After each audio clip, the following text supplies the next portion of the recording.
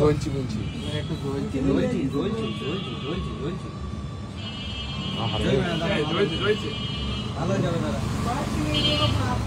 মামা কিছু খেতে বের দিয়েছিলেন?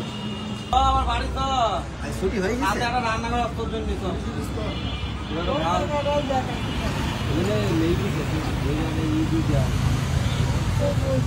হঠাৎ করে একটা হনুমান এসে এখানে বসলো, আমরা তো ভয় পেয়ে গেছি।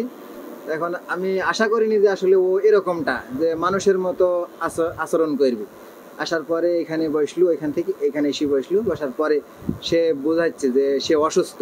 তাকে হনুমান বা হচ্ছে বন্য প্রাণী আসলে তো তাকে একটা খাবার দেওয়ার ব্যবস্থা করি আমরা, একটা কলা বা একটা পাউরুটি দিলাম, ওটা নিল না। দেখলাম যে হাতে ওইখানে কোনো ক্ষত আছে, বারবার এভাবে দেখাচ্ছি ওই বলার পরে। এবার দেখার পরে হয়েছে আমি বললাম যে তাইলে ওর ট্রিটমেন্ট দাও। এবার বললো যে ভাই কি করবো, ভায়োডিন দিয়ে ড্রেসিং করো, করে গজ দিয়ে ব্যান্ডেজ করে দাও যাতে জীবাণু না লাগে। তারপরে হয়েছি ঔষধ দিলাম যে সিভিট, একটা প্যারাসিটামল, তো ওষুধও নিল না।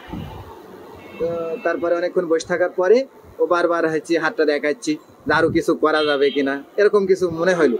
তো আসলে আমি এটা ভাবতেই পারিনি। এর আগে অনেক শুনেছি যে হচ্ছে বন্য প্রাণী মানুষের মতো আচরণ করে, তো আমার লাইফে প্রথম। আমরা অনেকটা আশ্চর্য হয়ে গেছি যে আমাদের এইসব দোকানে না এসে উনি ওষুধের দোকানে এসেছিল, তার চিকিৎসার দরকার ছিল, এই জন্য সে এসেছিল। একটা হনুমান তার চিকিৎসার জন্য মানুষের মতোই আচরণ করে ফার্মেসিতে গেছে, এটা আসলে বিরল ঘটনা। এটা আমাদের মেহেরপুরে আমি প্রথম দেখলাম। তাছাড়া হনুমান যেখানেই কোনো দুর্ঘটনায় পতিত হলে আমাদের কাছে মেসেজ আসলে আমরা তাৎক্ষণিকভাবে সেটা উদ্ধার করি এবং পশু হাসপাতালে নিয়ে আমরা তার চিকিৎসা দিই। কিন্তু এই হনুমানটি কেউ নিয়ে আসে নাই, সে নিজে নিজেই ফার্মেসিতে আসছে। এটা আসলেই বিস্ময়কর। এছাড়া আমাদের মেহেরপুর জেলায় প্রায় 70-75টা হনুমান আছে এবং মেহেরপুরের লোকজন খুবই আন্তরিক এই হনুমানগুলোর প্রতি। তারা যে কোনো সময় তাদেরকে খাবারও দেয়, এছাড়া টেন্ডারের মাধ্যমেও খাবার দেওয়া হয় কুষ্টিয়া থেকে।